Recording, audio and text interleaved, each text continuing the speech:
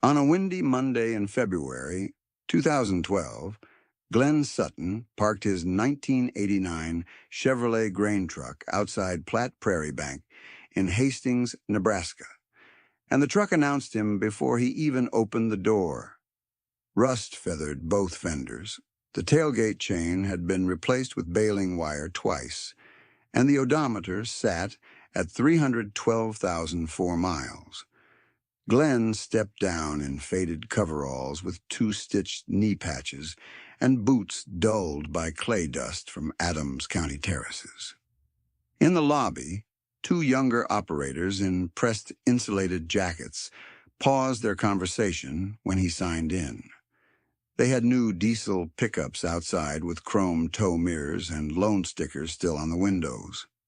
Glenn carried one manila folder and a legal pad with numbers in pencil. Regional Recovery Officer Calvin Rusk came out to greet someone else first, then looked at Glenn with the quick, practiced glance of a lender assessing collateral by appearance.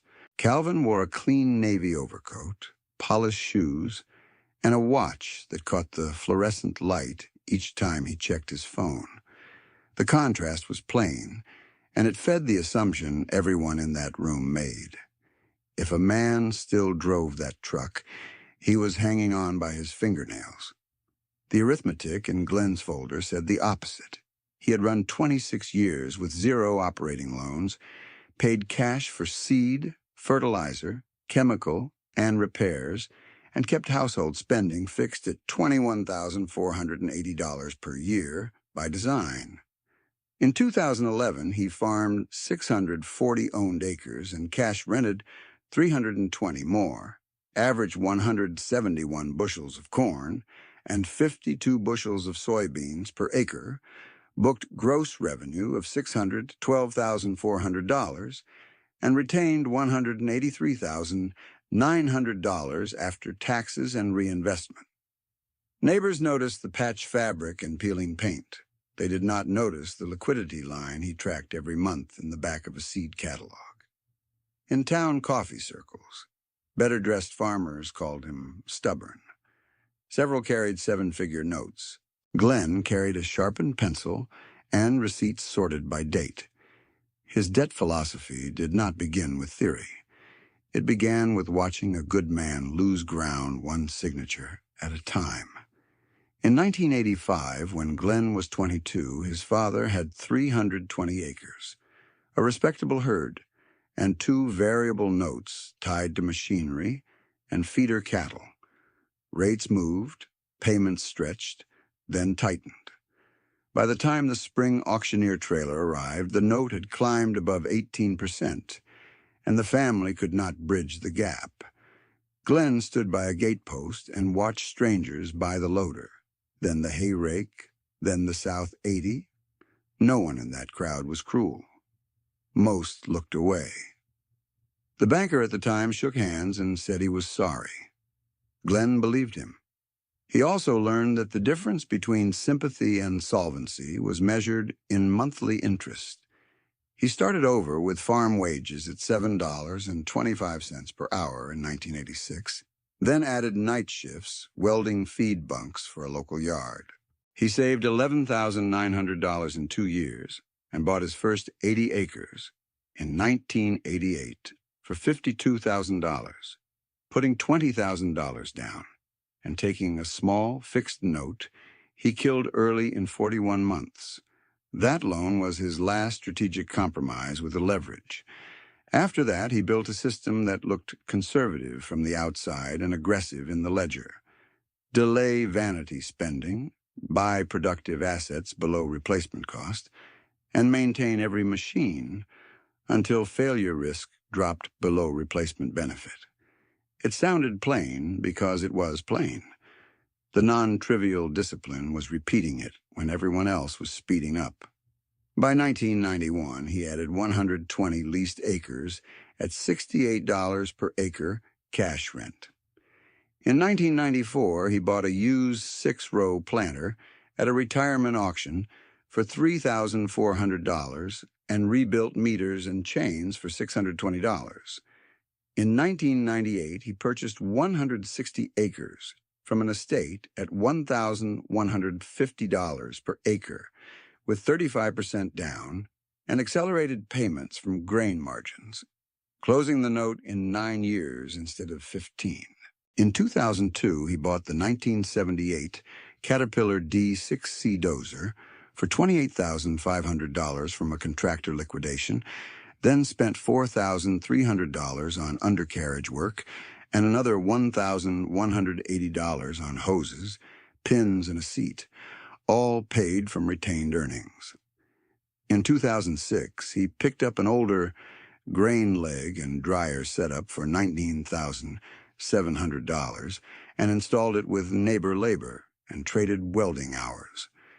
In 2009, he bought the North Quarter, 160 acres at $2,350 per acre, then paid it off before harvest.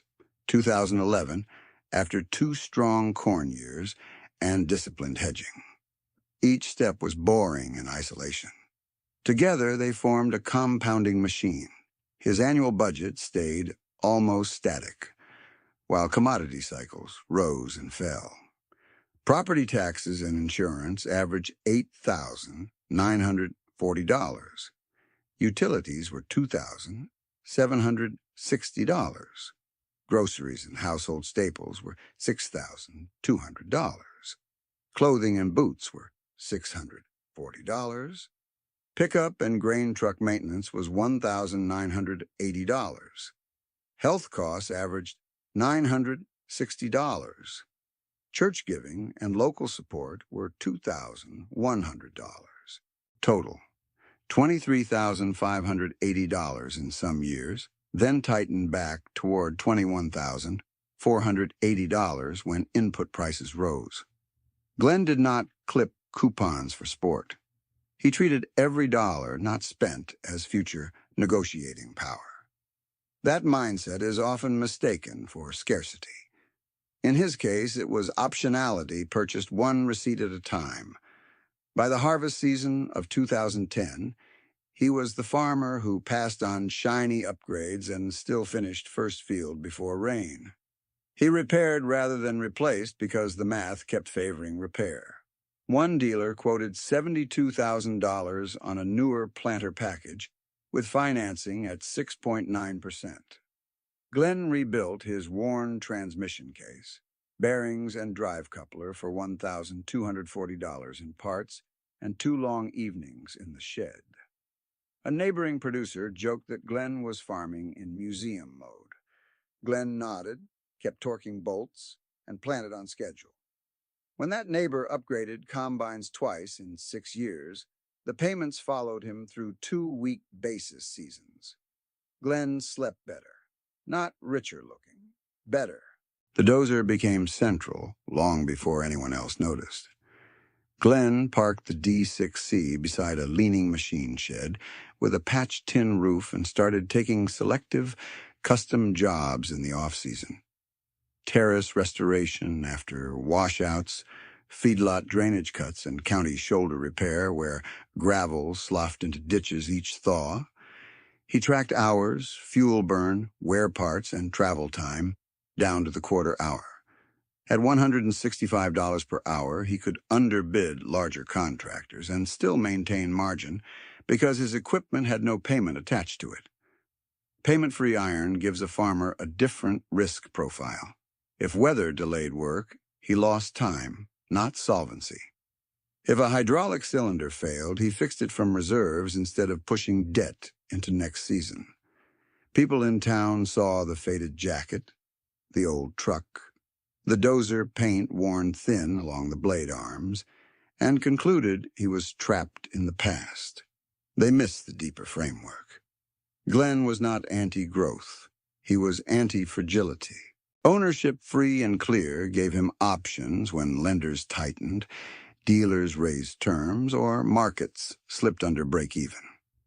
By January 2012, his notebooks showed a farm that could absorb a bad year without panic and a household that needed very little to keep going. That was the real advantage. Not higher yield alone. Not luck. Margin of safety. Calvin Rust did not read that margin from the parking lot. He read rust, mileage, and patched knees, then filed Glenn under high probability distress, like hundreds of other files moving across his desk that winter. The misjudgment was understandable and expensive. Within weeks, a variable rate term note would reset, a covenant line would trigger, and Adams County would gather under courthouse lights to watch land change hands. Glenn would say very little. Then he would start counting. He started that same afternoon, still in the same patched coveralls, sitting across from Calvin Rusk in a glass-walled office that smelled faintly of new carpet and printer toner.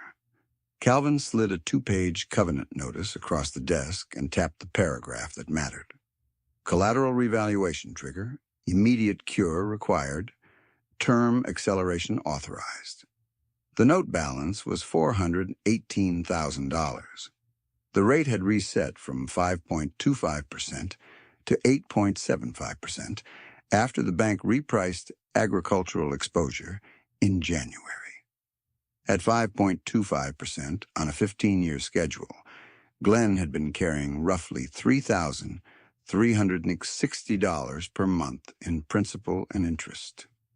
At 8.75%, the same debt profile climbed to about $4,190, and the bank now wanted cure action in 30 days tied to appraised collateral coverage, not payment history.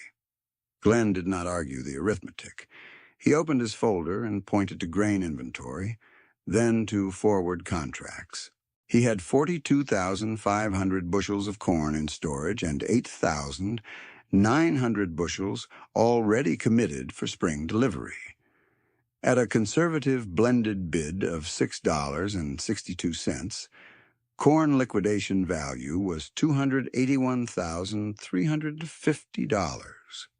He added soybean carryover valued at $61,800 and prepaid input rebates of $12,850, bringing the 60-day liquidity plan to $356,000, enough to reduce principal and restore the coverage ratio while preserving planting capacity.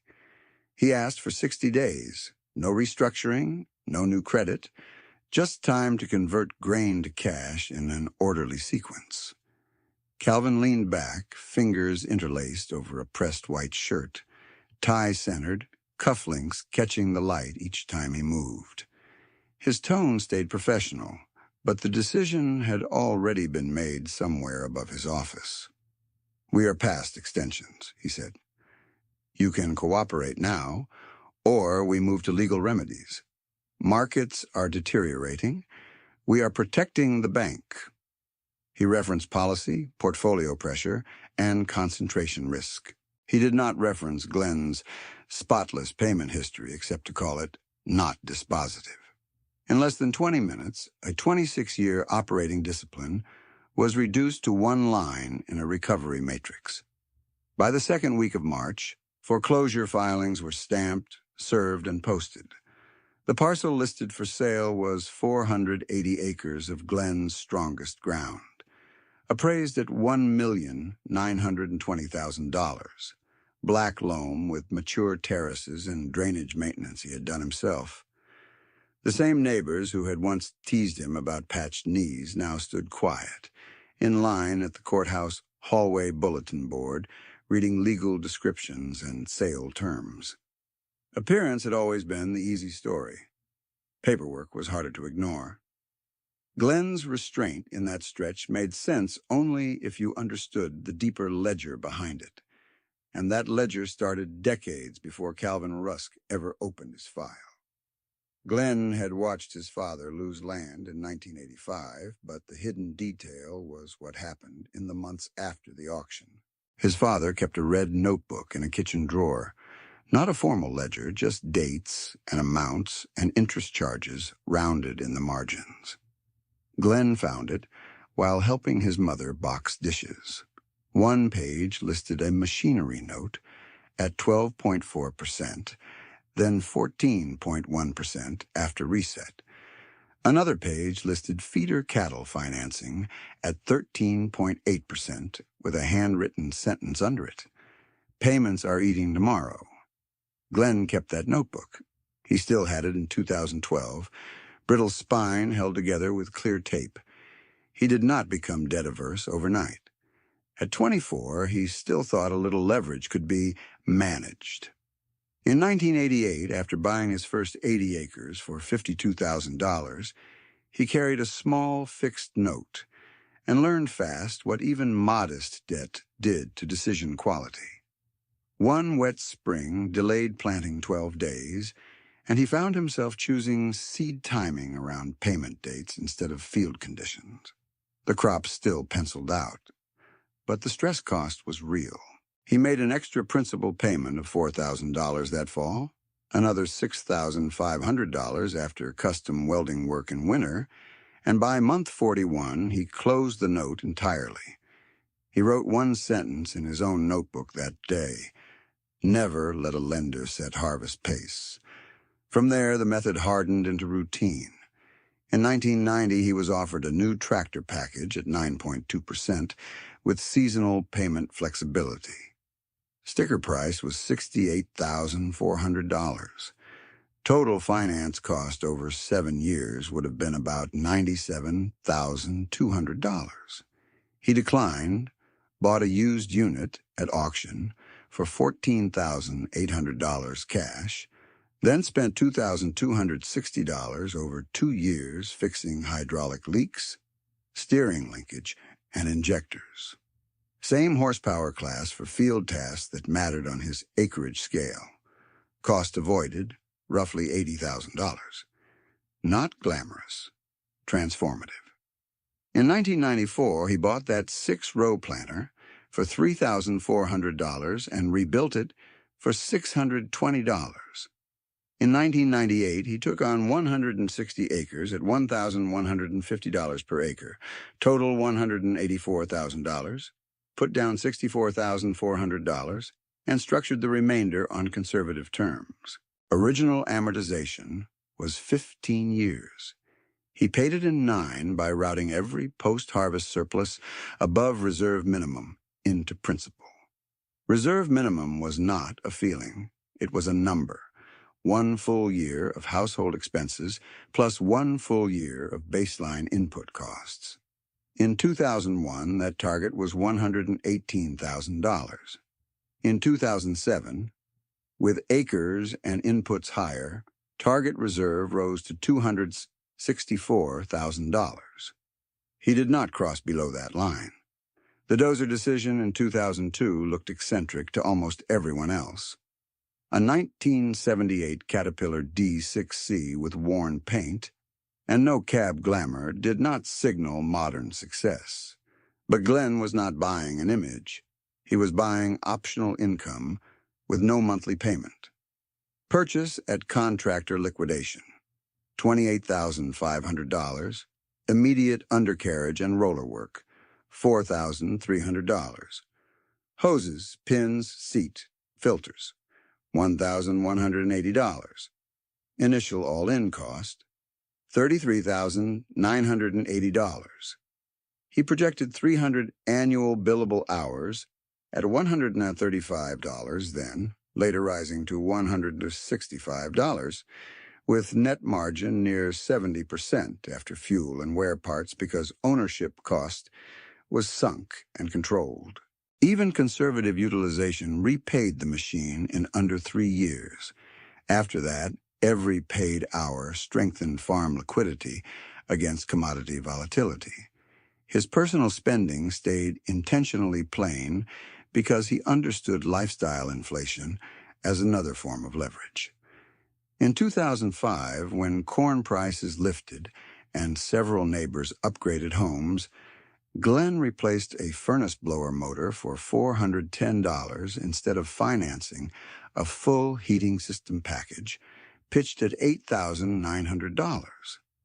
In 2008, he put on a steel roof section himself with 1 helper and $2,140 in materials, instead of signing a contractor bid near $9,600.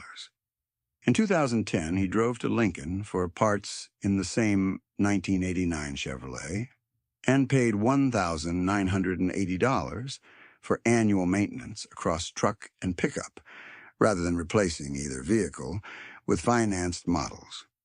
These were not austerity stunts. They were cash flow defenses.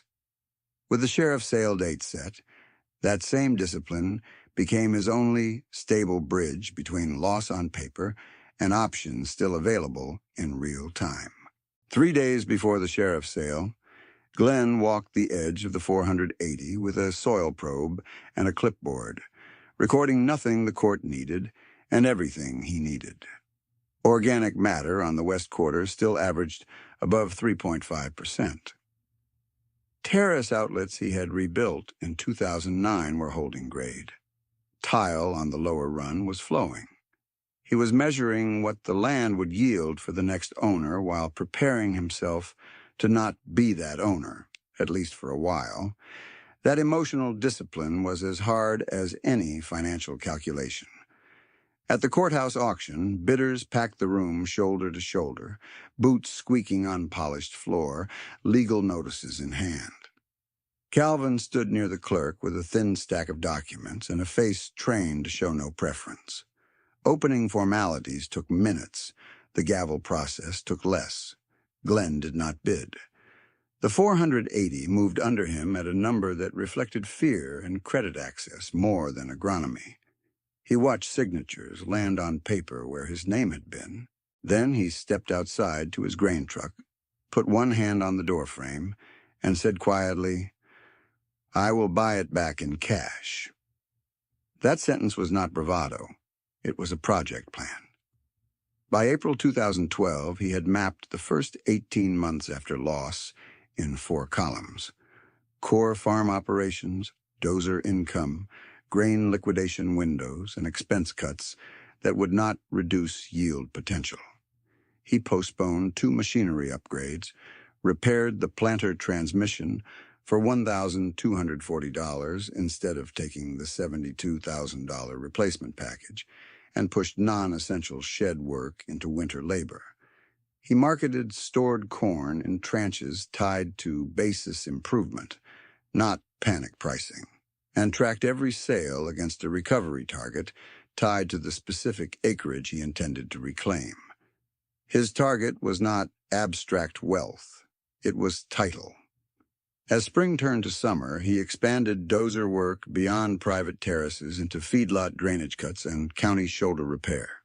He billed by the hour, documented travel, and maintained a strict maintenance interval, so downtime stayed predictable. The old D6C that looked like scrap to passers-by became the highest margin piece of equipment on his books. Good paint would not have improved those margins by $1. Around him, pressure spread through the county and the surrounding districts.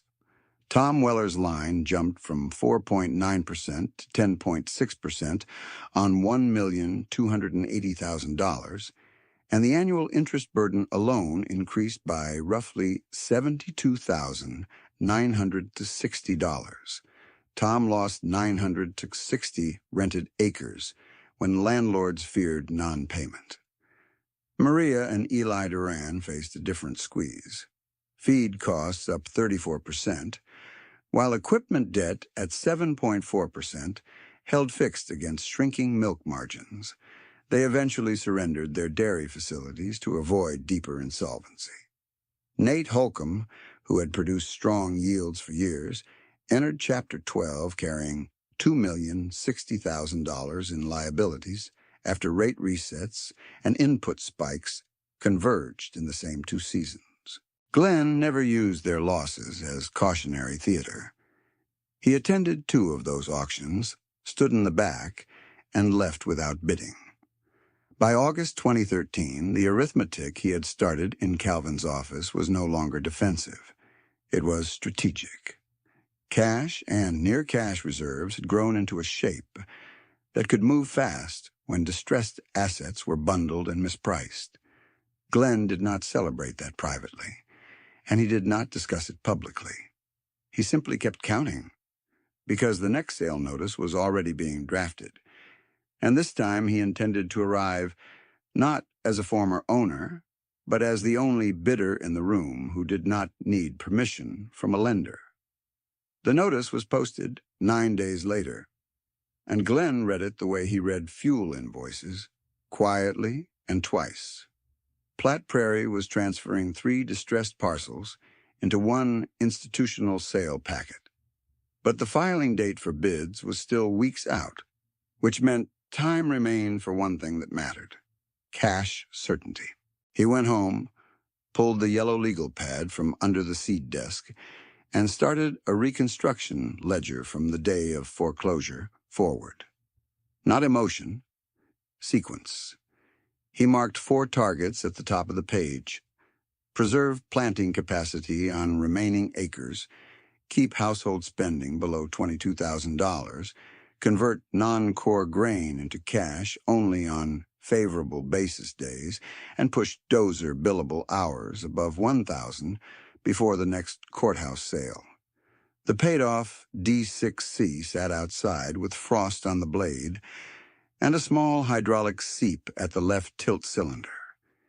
He fixed the seep for $86 in seals that evening and billed 9 county hours the next morning. He spread 3 binders across the desk and checked each line against current bank statements and invoices.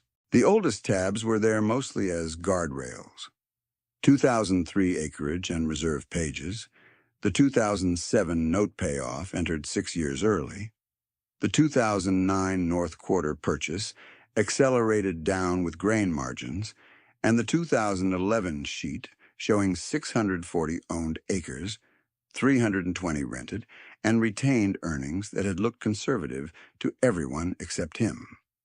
Then the red ink 2012 divider, foreclosure, controlled acres down, plan rewritten around cash velocity. He did not need a retrospective speech. He needed numbers he could defend in a courthouse hallway. He penciled arrows from those older entries into the only question that mattered now: how much mobilizable capital he could prove, and how fast. The trailing 18-month worksheet sat on top. Dozer income ran in 3 channels already in motion: terrace restoration for 6 operators, feedlot drainage cuts for 3 cattle yards, and county shoulder repair under 2 maintenance districts. Total build time, 1,140 hours at $165 per hour, grossing $188,100. Fuel, cutting edges, undercarriage wear, liability insurance, and transport, $46,680. Net Dozer contribution, $141,420. On the grain side, he marked 4 tranche sales from storage instead of 1 panic unload. April, 9,800 bushels at $6.51. June, 11,400 at $6.83. August, 10,600 at $6.95. November, 10,700 at $6.68. Weighted average, $6.74 across 42,500 bushels. Cash generated, $286,450. He deferred machinery replacement again, rebuilt the worn planter transmission for $1,240, and avoided a financed replacement package quoted at $72,000. He liquidated scrap steel and unused auger inventory for $8,920, sold 1 redundant gravity wagon for $3,400, and rolled all of it into money market balances yielding 1.15% annualized at the time. The interest on cash was modest, but the option value was not. He updated the liquidity page 1 line at a time and circled each subtotal only after matching source documents: $731,900 money market funds, $214,300 $300 in grain contracts due within 90 days, $389,000 expected from a private note payoff, and $142,000 in machinery he could sell within 2 weeks without harming planting capacity. Total mobilizable capital, $1,477,200. He left the pencil beside that number and listened to the shop heater click, then turned to the county files he kept on neighboring operations, because his position only made sense against the pressure building around him. The contrast around him was painful because the people under stress were not reckless caricatures. They were capable farmers who followed advice that had worked in easier credit cycles. Tom Weller had expanded rented acres to keep 2 sons on payroll and signed a $1,280,000 operating line when rates were 4.9%. At that rate, annual interest was roughly $62,720. When the line reset to 10.6%, annual interest rose to about $135,680, an increase of $72,960 before one seed invoice or diesel bill. Landlords saw the pressure and reallocated 960 rented acres. Tom did not lose those acres because he was lazy. He lost them because the financing structure assumed rate stability that did not hold. He took a welding job 3 nights a week, kept his machinery current on service, and still fell short on cash flow. Maria and Eli Duran faced a different trap. Their dairy had decent production discipline, but feed costs rose 34% over 2 seasons, while milk checks lagged and a 7.4% equipment note stayed fixed. Their financed equipment balance sat near $640,000 with annual debt service around $89,000. In a normal margin year, they could carry it. In a compressed margin year, every month became triage. They sold replacement heifers, cut hired labor, and postponed non-essential repairs, then surrendered facilities rather than burn through family savings and leave vendors unpaid. They moved into a smaller operation on leased ground and kept paying everyone they could. Glenn never told their story as a warning label. He told it as proof that timing and leverage can break good managers. Nate Holcomb had strong yields, disciplined fertility plans, and modern machinery financed across multiple terms when grain looked durable, above $5. His total liabilities reached $2,060,000 by the time rates rose and input inflation hit together.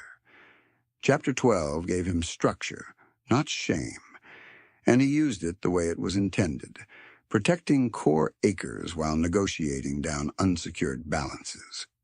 2 other neighbors were hit in quieter ways. Dale Cruz built hog barn capacity with an $870,000 variable construction note that moved from 5.1% to 11.2% in 19 months. He sold 1 barn and retained 1 under a rework schedule. Sharon Pike and her brother Ellis carried a $500 to $40,000 machinery portfolio across 3 notes after a wet harvest cycle. When corn bases widened and drying bills doubled, they auctioned 2 newer tractors to protect their land note. None of these people were foolish. They were exposed.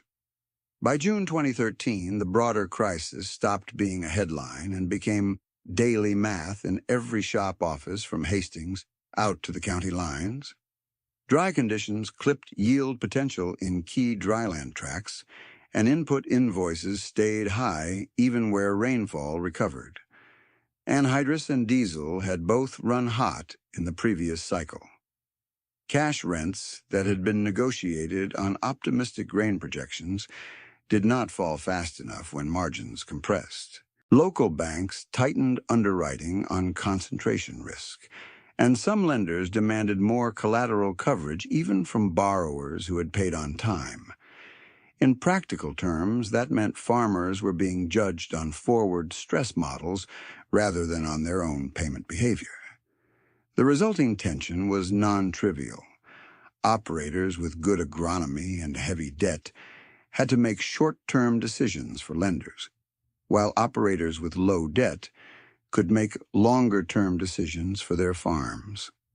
Glenn's survival in that environment was not mystical and not easy.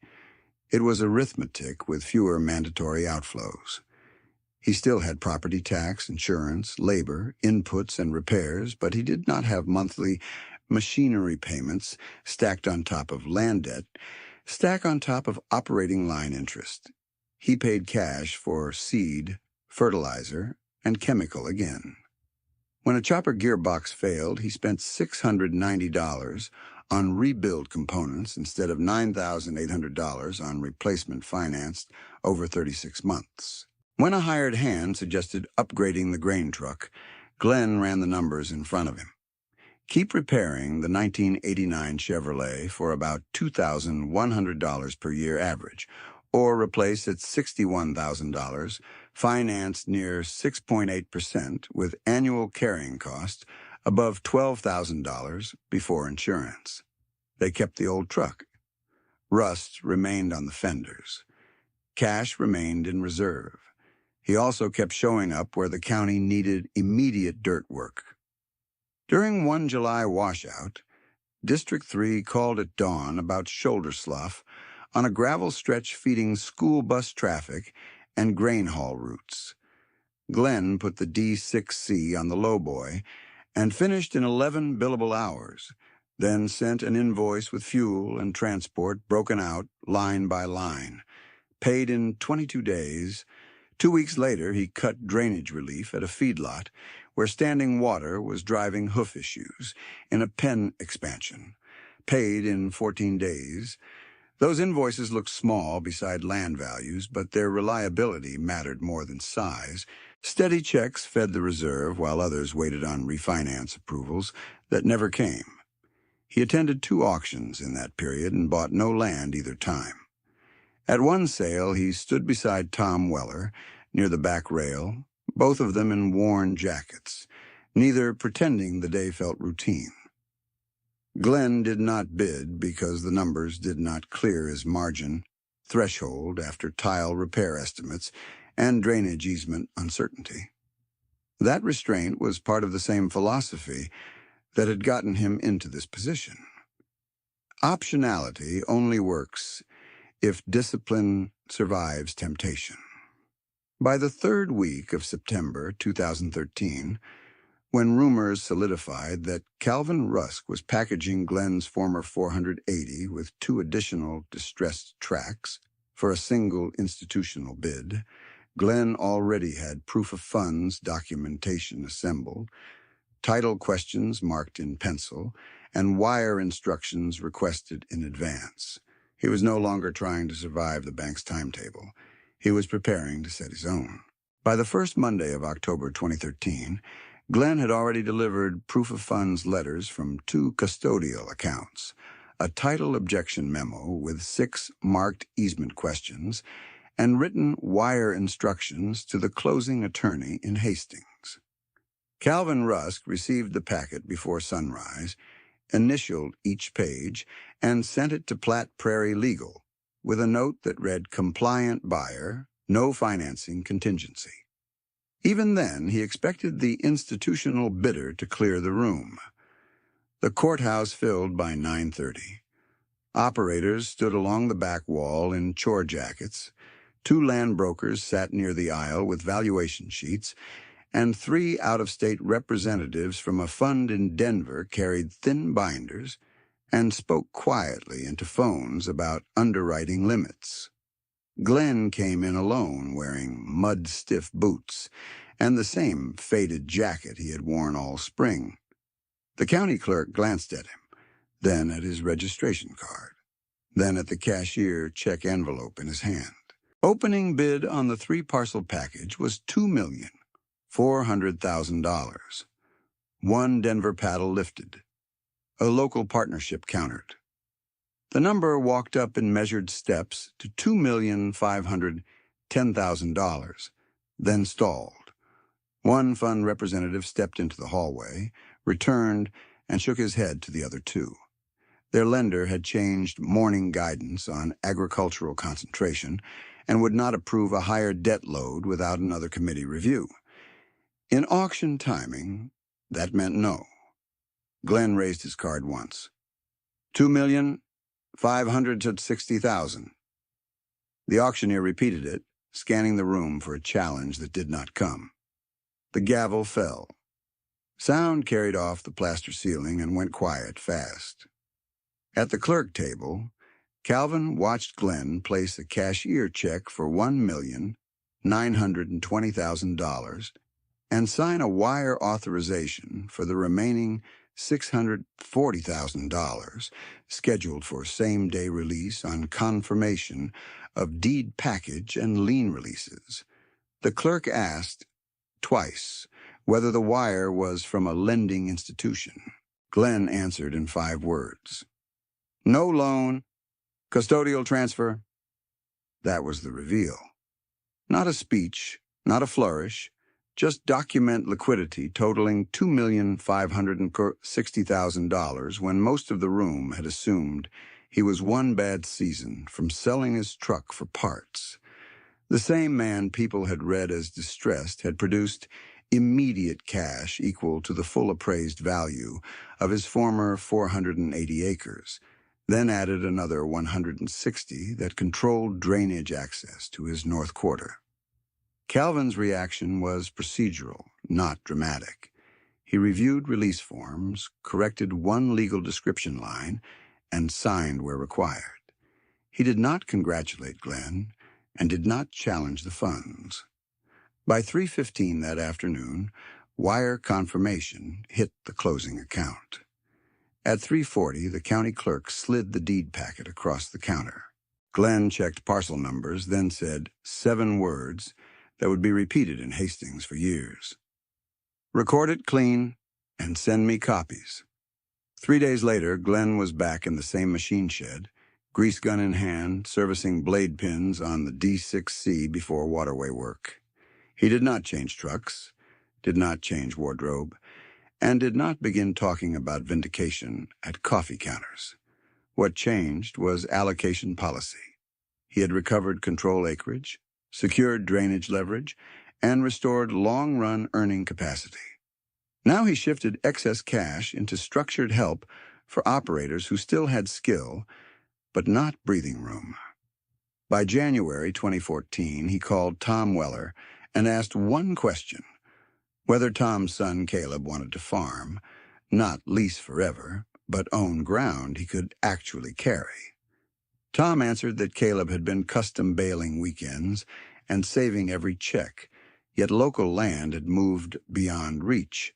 Glenn offered 80 acres on the east side at $6,800 per acre when comparable sales were averaging $9,400.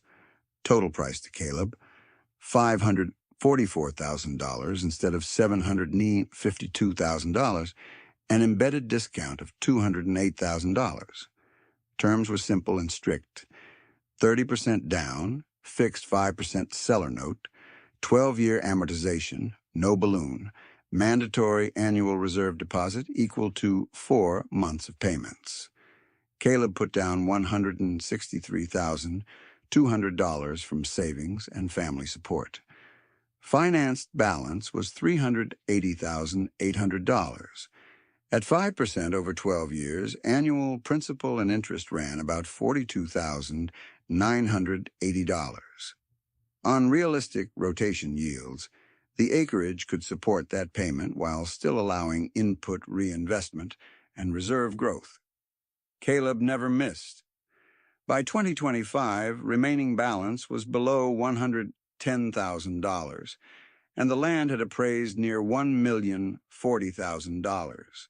Tom, now running 240 acres with his daughter Leah, called that contract the reason their family stayed in production farming rather than sliding into permanent wage work.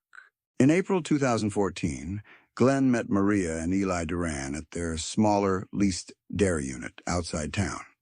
They had preserved herd genetics and management discipline, but were operating with patched milking equipment and narrow margins. He wrote a zero-interest equipment note for $120,000, payable over 12 years, annual payment $10,000. First payment deferred 1 year to stabilize cash flow. The note required quarterly bookkeeping submission and one covenant that mattered more than collateral. Debt service on all obligations had to remain below 12% of gross receipts, or expansion stopped until metrics recovered.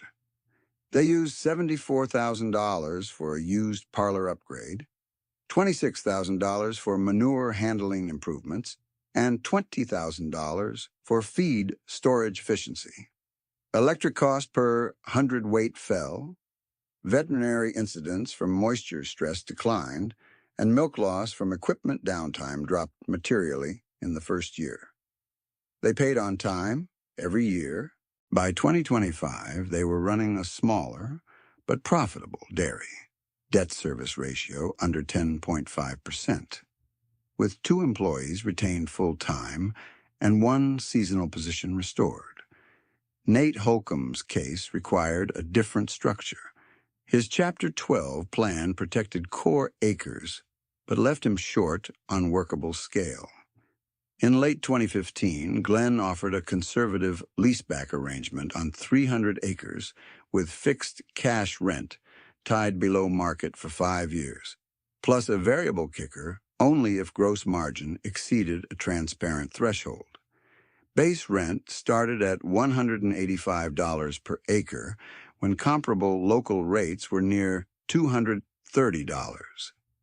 The spread gave Nate room to repair balance sheet damage while still rewarding Glenn when good years returned.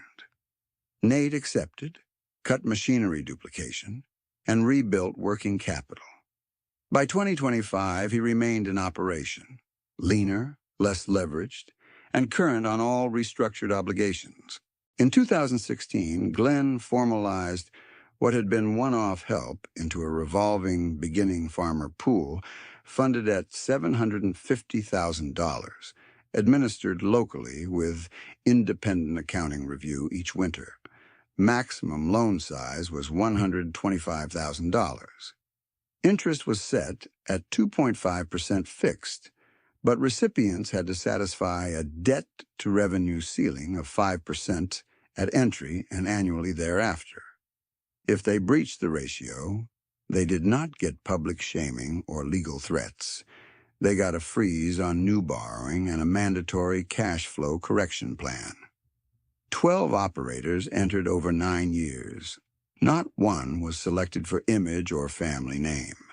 They were selected for record-keeping quality, cost discipline, and realistic acreage plans. 4 used funds for down payments on modest tracts. 3 used funds for drainage and water management with measurable yield stability effects. 2 financed livestock handling upgrades that reduced labor burn. 3 refinanced high-interest carryover notes into fixed, low-cost schedules and stopped the compounding bleed. By spring 2025, those 12 operators collectively controlled 3,760 acres, reported combined net worth of $18,340,000, and maintained average debt service below 11% of gross income. The multiplier effect was where Glenn's philosophy moved from personal strategy to community architecture. His direct deployed assistants totaled $1,414,000 across discounted land transfer value, zero interest and low interest notes, and revolving pool capitalization.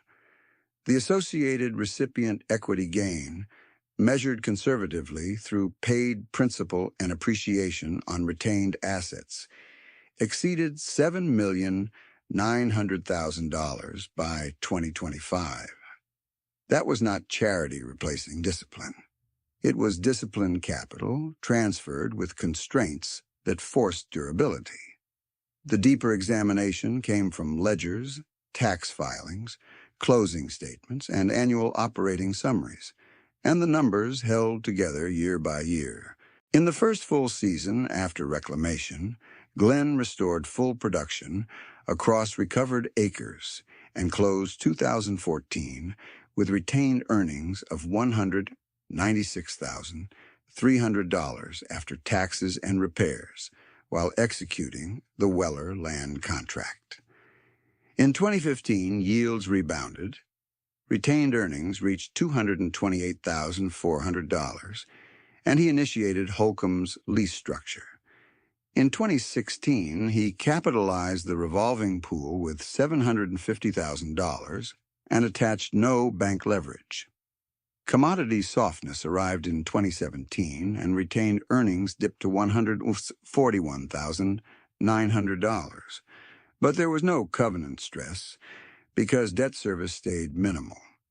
When a retiring neighbor sold 80 acres in 2018 at $7,100 per acre, Glenn paid at closing. The 2019 input spike squeezed margins countywide, yet his household spending still held under $24,000, and no operating line was used. In the weather volatility of 2020, drainage-heavy spring work pushed Dozer's side income up another $38,600 net. The strong corn cycle of 2021 produced retained earnings of $312,700, and reserve accounts rebuilt above pre-2013 levels. Property taxes rose in 2022, and Glenn adjusted cash rents downward on one lease to preserve tenant viability. In 2023, 2 pool recipients graduated and repaid early, and revolving capital was redeployed. By 2024, owned acreage reached 1,120 free and clear. By 2025, estimated net worth was $9,870,000 based on conservative land valuation, equipment at depreciated book, and liquid reserves after committed notes. His household economics stayed plain the whole time. Insurance and property tax rose with valuations, but discretionary spending remained controlled. Groceries, utilities, vehicle maintenance, church support, and health costs were still tracked line by line. The old 1989 Chevrolet was eventually retired from regular hauling, not because of image pressure, but because parts lead, times became unreliable. It stayed in the shed. The Dozer did not retire. It still handled spring waterway work each year, still payment-free, still producing margin when needed.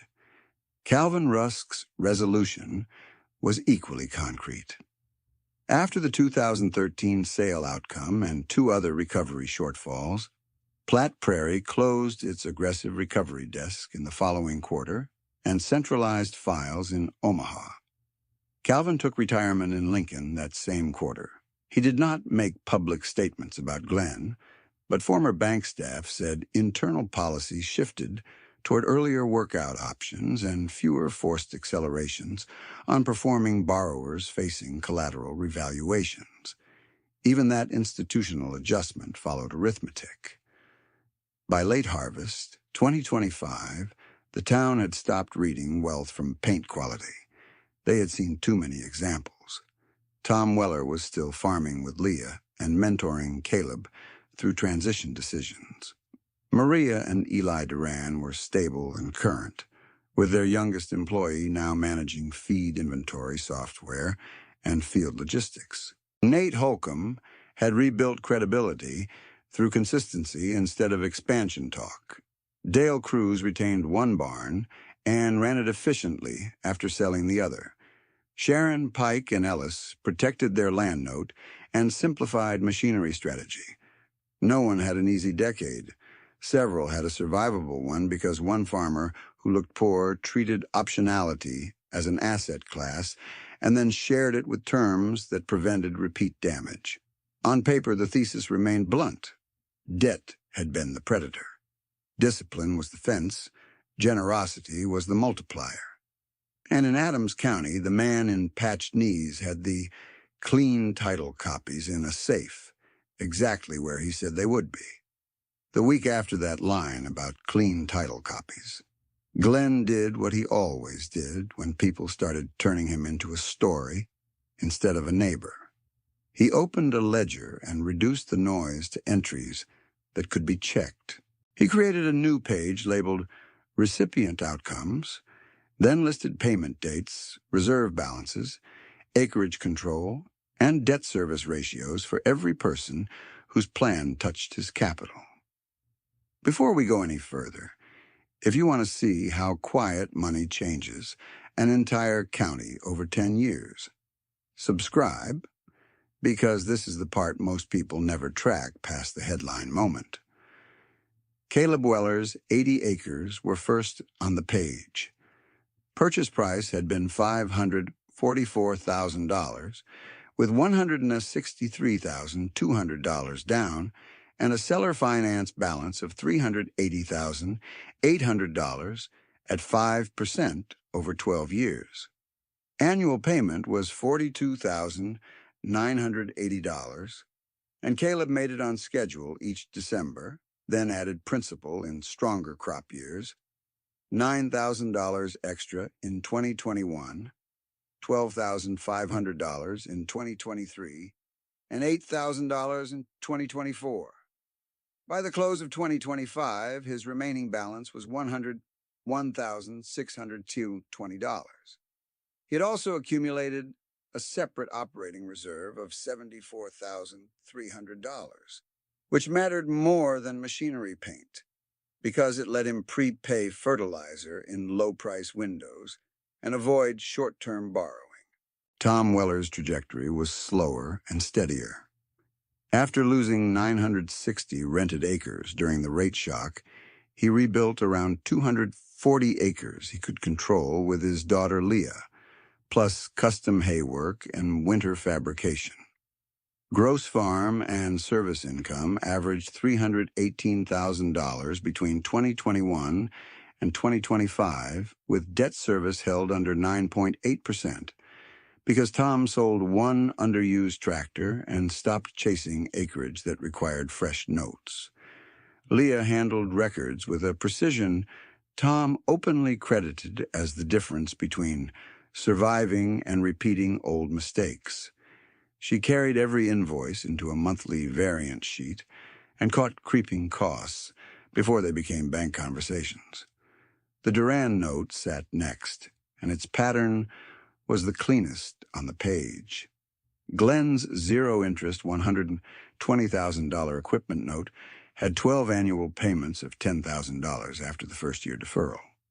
Maria and Eli paid each installment on time, and in 2 years they paid early by $2,500 each because milk checks were stronger than budgeted. By the end of 2025, their balance stood at $30,000, with 3 years remaining. Their smaller dairies stabilized around a herd size they could support without emergency feed purchases, and their all-in debt service ratio stayed near 10.3%, below the covenant threshold Glenn had set. They were not flashy. They were dependable, which was the point. Nate Holcomb's leaseback plan produced the most technical turnaround.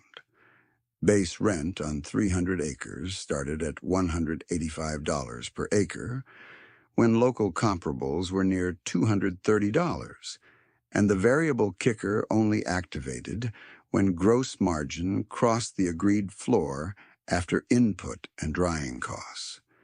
In low-margin years, the kicker was zero. In stronger years, Glenn received an added $21 to $34 per acre, enough to keep the arrangement fair without trapping Nate in fixed obligations he could not guarantee. Nate used that breathing room to retire higher-cost machinery debt, cut duplicate equipment lines, and rebuild vendor trust. By 2025, he was current on restructured obligations and had rebuilt working capital above $190,000. The revolving pool showed the widest multiplier effect because it rewarded habits rather than optimism. Glenn seeded it with $750,000 in the 2016, fixed the interest at 2.5%, capped individual loans at $125,000, and enforced the 5% debt-to-revenue entry ceiling every year. 12 operators participated by 2025. 4 finished and repaid early, 2 were in scheduled amortization, and 6 remained active with clean covenants. Total principal deployed over time reached $1,980,000 because repaid funds were recycled. Total interest collected was modest by design, but delinquency was 0, and forced liquidation was 0. That is rare in any agricultural lending environment, and it happened because underwriting emphasized behavior over collateral glamour. By the second week of November 2025, Glenn added one more column called Second-Order Effects, because the first-order numbers only captured direct recipients. Caleb hired 1 seasonal hand each fall. The Durans kept 2 full-time positions through a period when similar-scale dairies were reducing labor. Nate contracted local trucking instead of selling grain at harvest lows, which kept haul revenue in-county. Pool participants purchased inputs from regional suppliers with cash discounts instead of revolving credit, and those suppliers started offering better terms to other disciplined operators. The total community impact was not abstract. It was paid invoices, retained jobs, and fewer emergency sales. If you have ever wondered whether one farmer's discipline can move beyond his own fence line, this is the place to hit like and share this story, because the arithmetic is visible now. Glenn deployed roughly $1,414,000 in direct concessions and structured credit, and the associated recipient equity accumulation had exceeded $7,900,000 by conservative 2025 estimates. Calvin Rusk's resolution unfolded without drama but with consequences. After the October 2013 package sale, Platte Prairie reviewed 3 aggressive recovery files that underperformed expected outcomes once buyer financing tightened. Internal memos, later described by 2 former staff members, flagged a structural weakness in the bank's approach. Accelerating performing borrowers on collateral revaluation often destroyed repayment capacity that orderly workouts could preserve. Calvin had followed policy, yet policy itself had become a liability in volatile agricultural credit conditions. The recovery desk was closed the next quarter, and files moved to a centralized team in Omaha, with a revised protocol requiring documented workout exploration before foreclosure referral on current paying operators. Calvin retired in Lincoln with a standard package and did not return to frontline agricultural recovery work. He was not publicly shamed, and no one in Adams County turned him into a villain beyond the file he represented. He attended 2 regional banking panels in retirement years where he spoke, in restrained language, about concentration risk and the limits of collateral-only thinking in farm portfolios. He never named Glenn directly, but one line stayed with people who knew the case.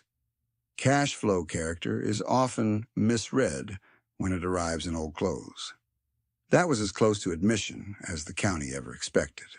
He now lives quietly, serves on a local nonprofit finance committee, and has reportedly argued for longer cure windows when viable liquidation plans are documented. Let me stop here and ask you something. When pressure rises, would you rather hold a borrower with polished equipment and thin liquidity, or a borrower with rusted fenders and 18 months of reserves? Glenn had answered that question years earlier. The bank answered it later, after expensive lessons. Roll call in Adams County became less about who looked successful and more about who could withstand a bad cycle without selling tomorrow to pay today. Tom Weller now works those 240 acres with Leah as full operating partner and Caleb is positioned to own his tract free and clear within 3 more seasons if current payment discipline holds. Maria and Eli Duran run a lean dairy that no longer depends on hopeful pricing assumptions. Their oldest employee moved into herd health coordination and remains full-time. Nate Holcomb still farms under a conservative plan, and his banker meetings are no longer crisis briefings, but routine reviews with current statements. Dale Cruz, after selling 1 hog barn and restructuring the remaining unit, stabilized cash flow and declined 2 expansion pitches that would have reintroduced variable rate exposure. He says no faster now, and that no has kept him operating. Sharon Pike and Ellis simplified machinery, protected their land note, and switched to a replacement schedule based on repair thresholds instead of dealer cycles. They are still farming, smaller than before, but solvent and deliberate. None of these outcomes are perfect, and that is precisely why they are credible. Glenn's own operation, by late 2025, stood at 1,120 owned acres, free and clear, with controlled rents structured to keep good tenants viable through margin compression. Estimated net worth was near $9,870,000 on conservative land values and depreciated equipment books, but his personal spending pattern remained almost stubbornly plain. Household outflow sat near $24,000 despite inflation pressure because he still treated cash retained as optionality. He did not collect antique machinery for nostalgia, and he did not upgrade for appearances. He maintained what worked, replaced when risk justified replacement, and kept reserves where they could move quickly. The 1978 Caterpillar, D6C, still started each spring after routine service, still cut waterways, still repaired shoulders after heavy rain, and still generated margin because no lender stood between key and ignition. The old 1989 Chevrolet, retired from regular hauling, remained in the shed with 312,000 miles and rust still visible along the fenders. It had become less a vehicle than a ledger entry in metal form. Paid for, useful, honest. The clean title packet Glenn demanded in 2013 remained in the same safe, indexed by parcel number, tax statement, and survey map, because ownership to him was not a trophy.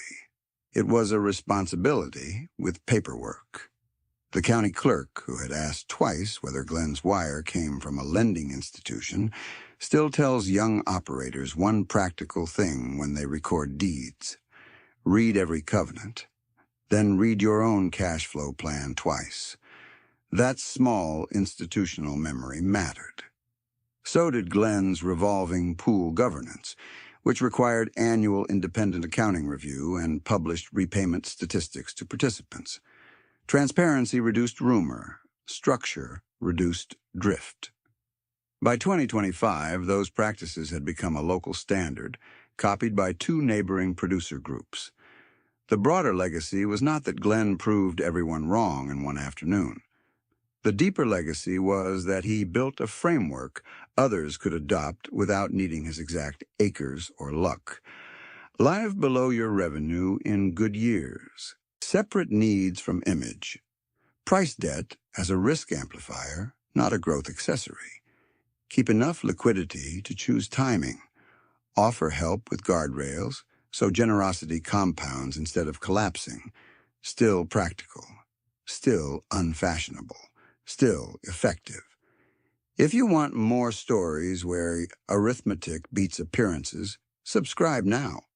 In the comments, tell us the one financial rule you would not break even in a strong market. Then share this with one person who thinks success has to look expensive to be real. By sunset that evening, Glenn finished a small waterway pass on the North Quarter, parked the D6C beside the leaning shed, and shut the engine down into a long, rural quiet. Rust on the fenders. Clean title in the safe. A man who looked broke, standing on paid ground while the county around him finally learned to read wealth the same way he always had. Line by line, year by year, with debt kept in its place. The following Thursday, Glenn unlocked the safe in his mudroom and set every indexed deed copy on the kitchen table beside the yellow legal pad that had carried him through foreclosure, reclamation, and the first 10 years of lending to other operators. He checked parcel numbers against the county portal printout, then slid a second stack beside it. The 6 easement objections from 2013, each now stamped resolved by recorded agreement. The drainage access language on the added 160 acres had been clarified exactly as requested. Nothing pending, nothing assumed. Just clean chain of title and enforceable use rights, line by line. By the first week of December 2025, he held the annual pool review in the same room with coffee in a steel pot and 12 folding chairs filled by people who had learned to bring complete records. Caleb arrived with Leah and Tom, each carrying binders tabbed by month. Maria and Eli came with printed milk statements and a handwritten feed conversion sheet. Nate walked in last with a laptop and a paper backup, because he no longer trusted one storage format. Glenn did not give a speech. He passed out one-page summaries and asked for corrections in red pen before figures were finalized. Caleb spoke first because his note had moved the farthest. Balance is $98,400 by January posting, he said, tapping the line. Reserve is $81,000, no short-term carry. Glenn looked at Leah, not Tom. Variance? Leah answered without looking up. Fuel was 6% above plan in wet weeks. We offset with custom planting receipts and cut discretionary machinery, spend by $11,000. Tom smiled once, small and tired. He had stopped performing confidence years earlier. Now he performed discipline. Caleb would clear the land note in under 3 seasons if yields held near trend and corn stayed above $4.60. Maria and Eli's page showed 3 remaining payments on the zero-interest note, then no term debt outside a modest building line fixed below market. Eli set down his pencil and said, "We almost bought a larger mixer wagon in August. Dealer terms were quick. Leah told Caleb to call us before we sign. He did. We ran numbers again and rebuilt ours for $3,200. Maria added the part that mattered. Cash reserve stayed intact. No emergency borrowing this fall." She slid an envelope across to Glenn with their annual $10,000 payment and a $2,000 principal prepay. He posted both on the spot and wrote received in blue ink. Nate's trajectory carried more scars, and everyone in the room treated that history with respect. His leaseback acres had generated a positive margin 3 straight seasons, so the variable kicker had activated without stressing his base cash flow. He presented current statements showing working capital at $212,000, all supplier accounts current, and machinery replacement funded by sinking account rather than revolving note. "I turned down 2 expansion offers," he said. One looked good until interest reset assumptions were tested. Glenn nodded. "You kept optionality. That is the win." Dale Cruz said nothing for most of the meeting, then quietly thanked Nate for sharing his lease template. Dale had used similar guardrails when renegotiating feed contracts and kept his remaining barn profitable. If you are watching this and thinking these are small choices, look again at what small choices compounded into. The pool ledger that evening showed total principal recycled to date of $2,146,000, still on original capitalization of $750,000. Delinquency remained 0. Forced liquidation remained 0. Combined acreage under participants had risen to 3,980 after one family added a modest tract and another took over adjacent rented ground with conservative terms. Combined debt service across active participants posted at 10.7% of gross income. That ratio, more than gross receipts, explained why they slept at night. 3 days later, Glenn drove to Lincoln in the retired grain trucks place using a plain pickup with 226,000 miles and a cracked dash, and sat in the back row of a regional agricultural credit panel where Calvin Rusk had been listed as a retired risk officer. Calvin looked older, leaner, and less certain than the man in polished shoes from the 2012, but he stayed precise. During audience questions, a lender from Kearney asked whether collateral acceleration had been overused during the tightening cycle. Calvin paused long enough for the room to feel it, then answered, "Yes, in some files. We treated appraisal movement as primary risk and underweighted borrower cash discipline. That produced preventable losses." He did not name Glenn. He did not need to. After the panel, Calvin walked down the aisle, saw Glenn near the exit, and stopped. "I expected you to be angry forever," he said. Glenn held his gaze. "I was busy." Calvin gave one short laugh and looked at Glenn's hands. Still rough, still scarred from steel and soil. "I signed those release forms, thinking the bank had no alternative," he said. "I was wrong about the alternative." Glenn answered in the same restrained register he had used for years. "You read close, not ledgers." Calvin accepted that without defense. He retired fully from advisory work the following summer and now volunteers on a non-profit loan committee that requires documented reserve policy before approving any farm expansion request. Policy changed because pain was measured first. By February 2026, Adams County had quietly adopted Glenn's annual ratio format in 2 producer groups and 1 church-backed assistance circle. The county clerk, who had once asked twice whether his wire required a lender, now kept a laminated checklist at the recording desk. Debt service ceiling, reserve months, fixed versus variable exposure, covenant review date. She told younger operators, "Bring your accountant if you want, but bring your own numbers first." The loaded look she gave Glenn in 2013 had finally paid off in plain language. She had suspected he was different and later admitted she had never seen a cash close that size from a man in patched work gear. On a windy morning in March, Glenn ran the D6C along a waterway on the north quarter while Caleb flagged grade stakes and Nate checked outlet flow with a survey rod. The Dozer still carried worn paint on the blade arms. The left tilt cylinder that once seeped after frost had not leaked since the $86 seal job. At noon, they parked near the leaning shed, and Maria pulled in with thermoses for everyone because the Durans had finished first milking early. Tom and Leah arrived in an older tandem truck rebuilt from an auction chassis. Even Sharon Pike and Ellis came by after sourcing parts in Hastings, and Dale stopped on his way to feed chicks. No one discussed net worth. They discussed drainage pitch, seed delivery timing, and who had enough labor to help Caleb set terrace outlets before rain. Every named thread had settled into an outcome that could be pointed to. Tom was still farming, with Leah as full partner, and Caleb on track for debt-free ownership.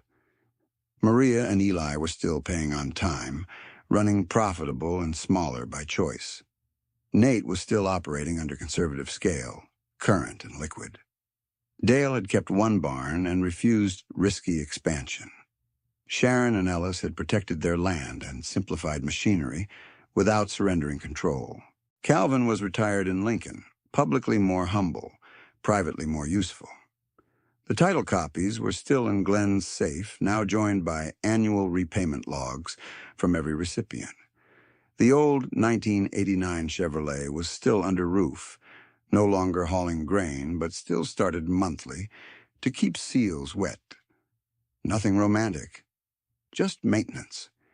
If you want more stories where arithmetic outruns appearances, subscribe now. In the comments, answer one specific question. What debt service percentage would you set as a hard ceiling for your own operation, and why that number? Share this with one farmer who is one signature away from confusing growth with leverage. They may need this before the next rate cycle teaches it the hard way. Near sunset, Glenn finished the last pass, lifted the blade, and idled down beside the same leaning shed that had made neighbors misread him for years.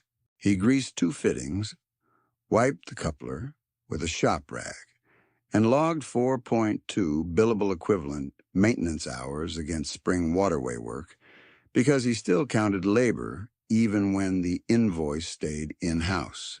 Then he walked inside, opened the safe, and returned the deed packet to its slot beside the red notebook from his father's kitchen drawer and the yellow legal pad from the foreclosure year.